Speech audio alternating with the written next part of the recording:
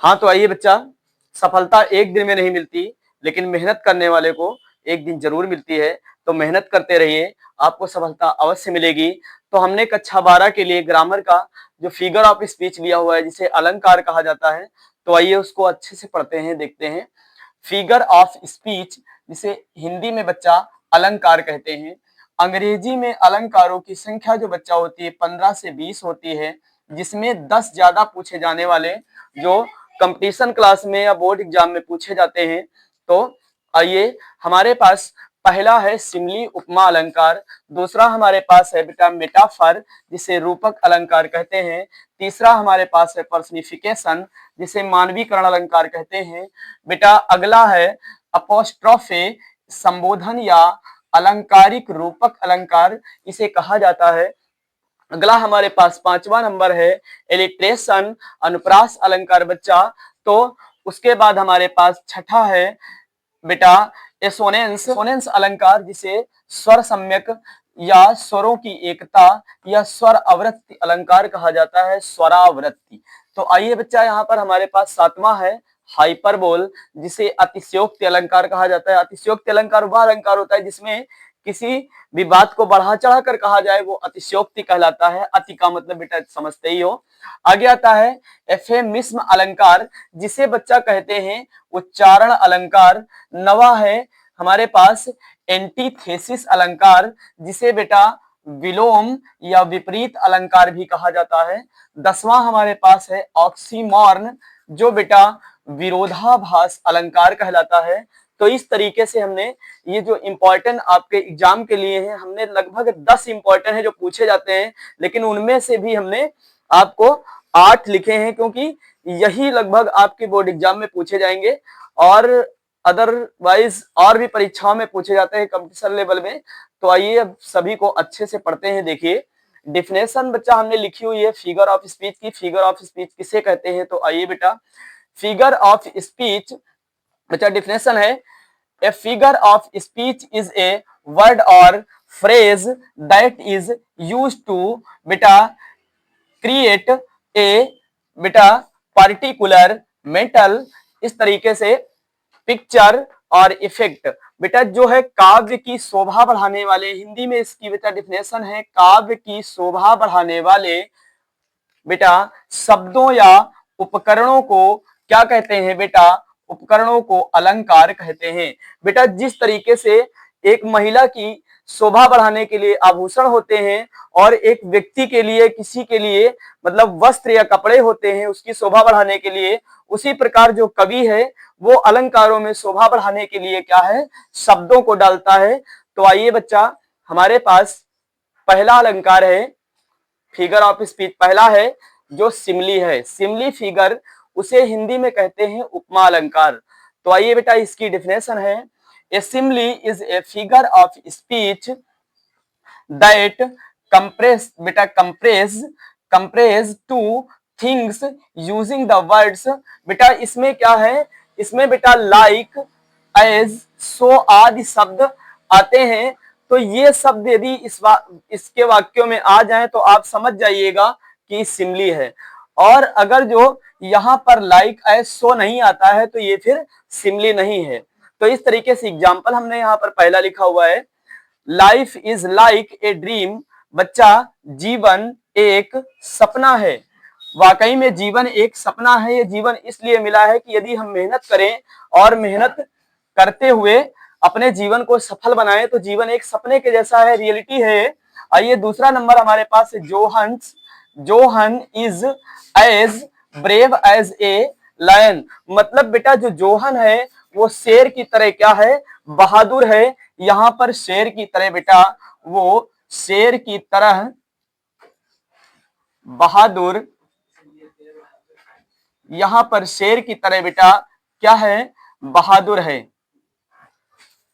हाँ तो बच्चा तीसरा नंबर हमारे पास है, I am so thirsty that my throat is as dry as a bone. तो इसका मतलब है मेरा गला प्यास से सूख रहा है। तो यहां पर बच्चा इसकी हिंदी होगी मुझे, बेटा यहां इसकी हिंदी होगी मुझे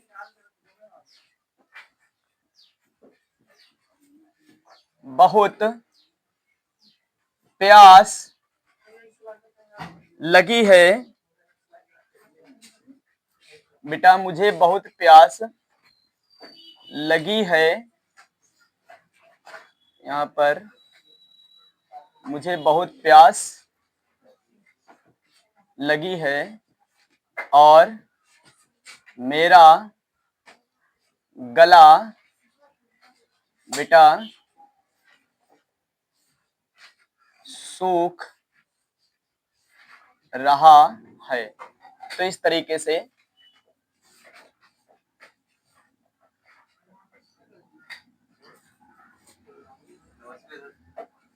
नमस्ते बेटा सूख रहा है, तो इस तरीके से इसे कर लीजिएगा।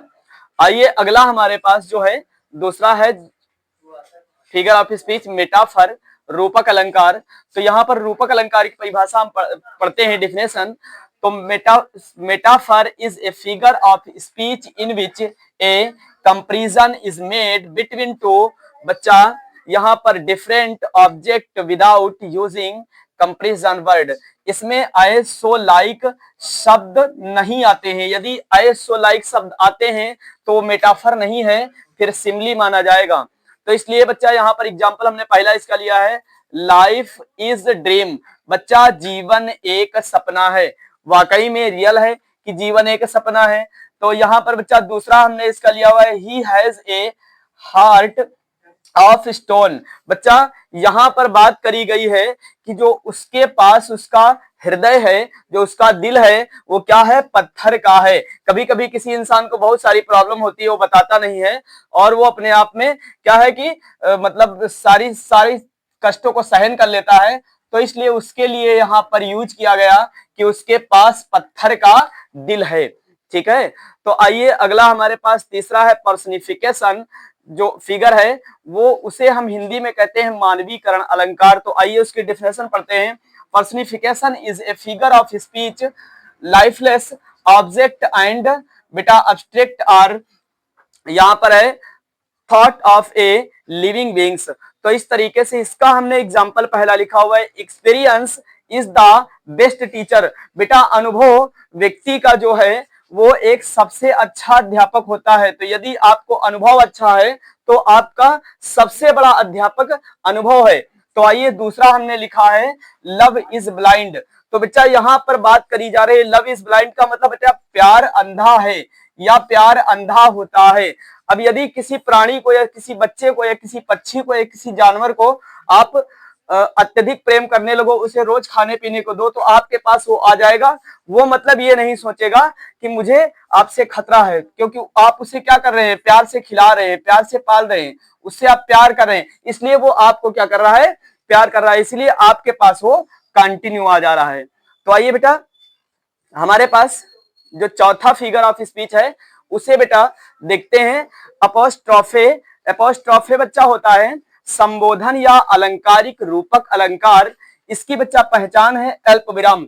अल्प विराम उसे कहते हैं जब कोई भी बात कहकर हम क्या है थोड़ी देर के लिए रुक जाएं फिर बात को कहें तो उसे वहां पर अल्प विराम लगता है। तो आइए बेटा, a apostrophe is a direct address to the बच्चा डी टू द एब्सेंट और टू ए बेटा पर्सनिफाइड ऑब्जेक्ट और आइडिया।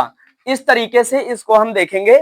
इसका एग्जांपल हमने पहला लिखा हुआ है, अ लिबर्टी अल्पविराम लगाया, why are you so dear.